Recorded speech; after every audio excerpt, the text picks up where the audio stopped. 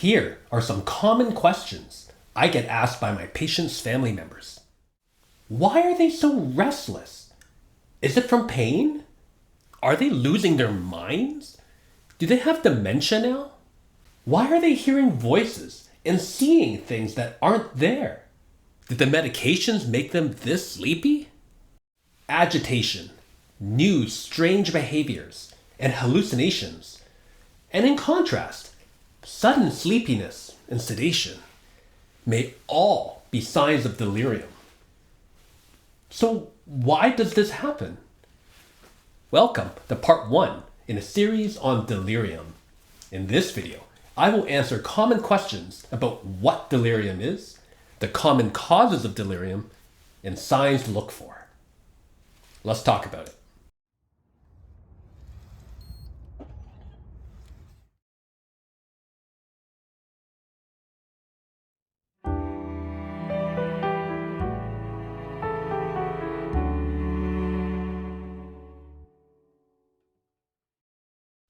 Welcome to Palliative Care Explained, a channel aimed at answering your questions about palliative care.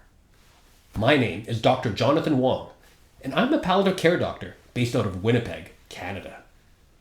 Please see the welcome video for my declaration that I do not have any financial sponsors or any conflicts of interest, and for the medical legal disclaimer statements. Not being in full control of your body and mind can be a very scary situation for the patient, as well as for family members witnessing it. I have experienced delirium firsthand during one of my own hospital admissions for a life-threatening infection. I was only semi-aware of what was happening, but aware enough to know that something was off. At times, I had no clue where I was or what was happening around me. And after I was discharged, I had people tell me that I was not acting like myself. Pretty scary stuff. So please believe me when I say, I get it. I've been there. So what is delirium? Broadly speaking, delirium is a sudden change in one's mental state where we see fluctuating confusion, disorganized thinking, an inability to focus or pay attention, and sudden changes in behavior and perception. I want to emphasize these key features: a sudden change and a fluctuating course. Let's unpack these together. Increased confusion can include disorientation and being less aware of your surroundings or what's currently happening. As an example, patients can become less aware of where they are and be less aware of the current time and date. Now, when we are thinking normally, our brains cue us to look at our watch or our phone for the time and date. And we also look for other clues and cues to find out where we are and what is happening around us. When patients are delirious, however, they can lose the cognitive processing to do this, and their situational awareness goes out the door. Disorganized thinking can include illogical associations or drawing conclusions that do not make any sense. We may also see language-related issues, such as word-finding difficulties. Family members often report they're talking gibberish. They're just not making any sense. The inability to pay attention or focus can best be summarized by the word distractible. There is a reference from the movie Up, where the easily distracted dog, Doug, says, "Squirrel!" and suddenly looks away from the task at hand. That's being distractible. Families often report that conversations are abruptly interrupted by something happening in the hall, or they can't pay attention to the card game we are playing.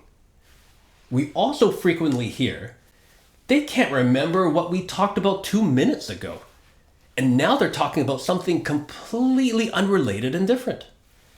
Sudden changes in behavior can also appear like changes in one's character or personality. For example, a previously peaceful and calm person may now be agitated or violent. On the other end, a previously vibrant and lively person can now suddenly appear disengaged or despondent.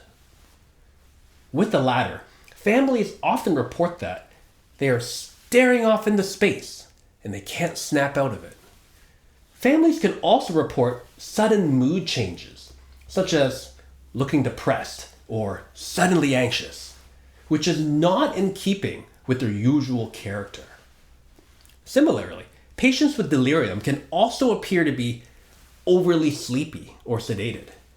It's almost like the brain is operating in a slower gear. This slower gear can also result in sluggish physical movements, such as being unable to walk at their normal speed or experiencing more difficulties with fine motor tasks, such as eating, getting dressed, or tying their shoes. Let's now talk about changes in perception. Family members often find this really difficult to witness. When our brain is healthy, it is constantly processing input from our senses: sight, sound, smell, taste, and touch. Our brain very quickly decides what is real and what isn't, what is important and what isn't. And this happens at lightning speeds, and more often than not, we are not even aware of it. In the state of delirium, however, our brain's filtering process can become impaired. Patients may experience a decreased ability to discern what is real and what isn't. And when the brain becomes less able to properly process all the different sensory stimuli, perceptions can change. Patients often describe new hallucinations, seeing or hearing things that in reality are not there. Everyday objects, such as shadows or furniture, could be perceived to be harmful or scary. There can even be delusions or paranoia that the healthcare staff are out to harm them, or that people are whispering secrets about them, when in reality, it's the sound of the air conditioner. Sometimes, we can observe patients to be picking at things in the air, or muttering to themselves. These changes in perception can be very distressing for the patient, as well as for their family members. All of these brain changes you've described, it sounds an awful lot like dementia. Are they the same thing? No, they are not the same. This is a very common question. Although they can share a few characteristics, such as memory changes and cognitive impairment, delirium and dementia are separate entities. This is a classic examination question for the medical students and residents that I teach. But here are the 4 take-home key points. Firstly, the onset of delirium is sudden, and it takes on a fluctuating course. It can change hour to hour or day to day. In contrast, the onset of dementia is often hard to pinpoint, and the changes are much more gradual as it steadily becomes worse over months and years. Number 2, the attention span. A patient with delirium often has difficulty focusing on a task. In contrast, patients with mild to moderate dementia typically have their attention span intact until more severe stages of dementia.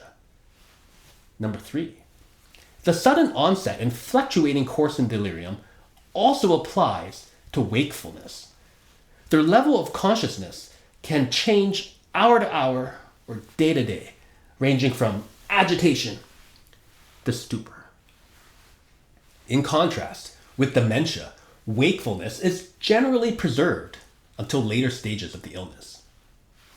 And number 4, the cause of dementia is from the progressive loss of function and the death of nerve cells in the brain.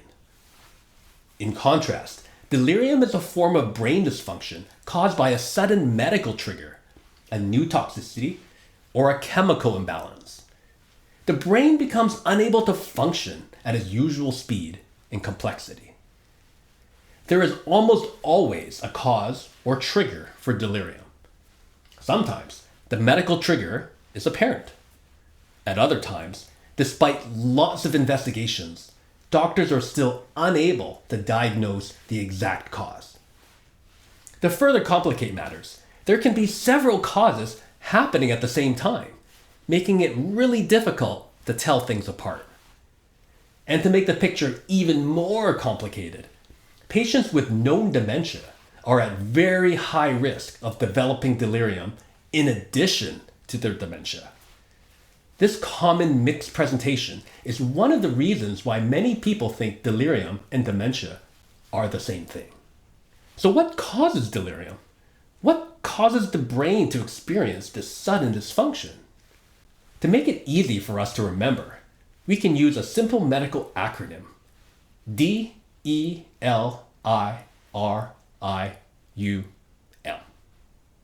D stands for drugs and discomfort.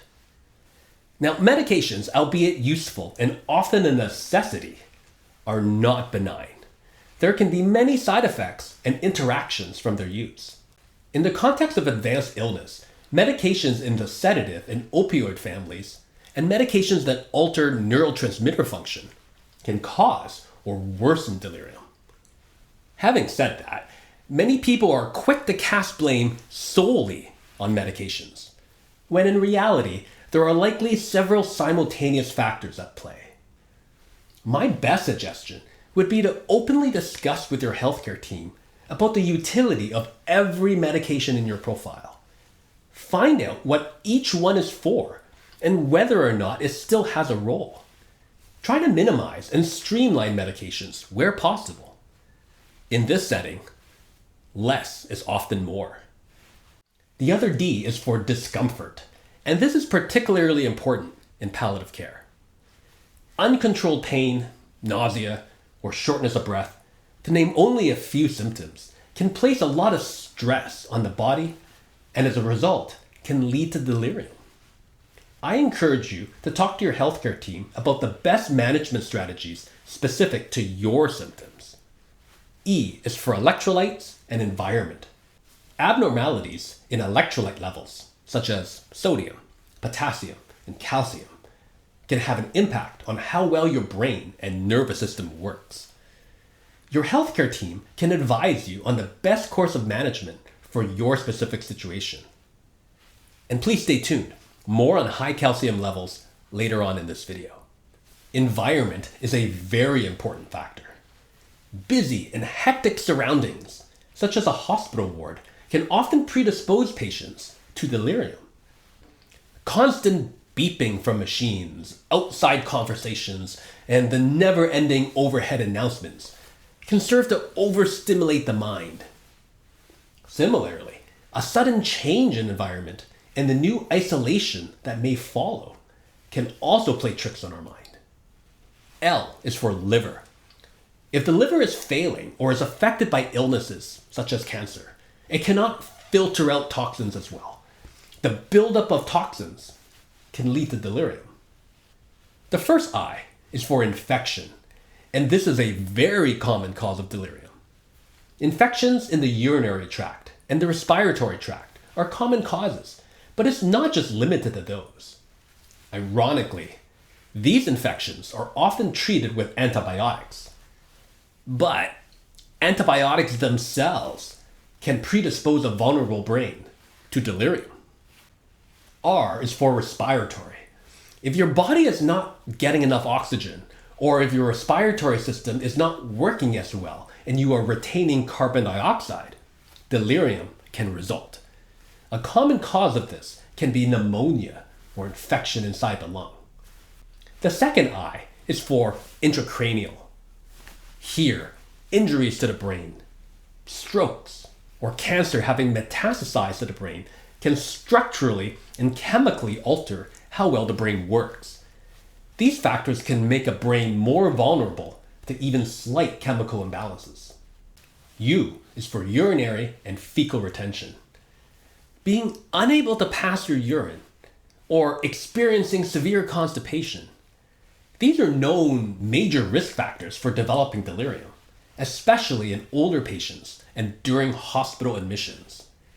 New onset urinary retention is commonly caused by urinary tract infections.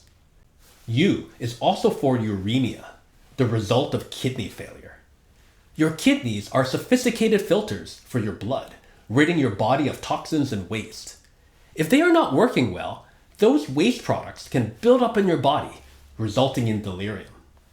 We are at the last letter, M, and this stands for metabolic. Many metabolic causes of delirium have already been covered by earlier categories, such as electrolyte, kidney, and liver issues. As I mentioned earlier under electrolytes, high calcium levels, commonly seen in certain types of cancer, can cause confusion, agitation, and hallucinations. In extreme cases, it can even result in a patient becoming comatose. To round out the list, we would also need to consider factors such as high or low sugar levels, especially relevant in patients with diabetes, and acute hormonal changes such as high or low cortisol levels and thyroid hormone levels. I hope you can appreciate that there are many potential causes of delirium. Due to the complexity and fluctuating presentation, delirium can be incredibly frustrating for the patients and family members. It is challenging for the healthcare team too. So please do not be afraid to tell your healthcare team if you observe any of the features of delirium. Working together can lead to the best management possible and favorable outcomes. Now that we know what delirium is and the numerous potential causes, what can we do about it? In part 2 of this series, we will talk about how we assess for delirium, how your healthcare team can treat and manage it, and the crucial steps family members can take that doesn't involve taking more medications. Hope to see you then.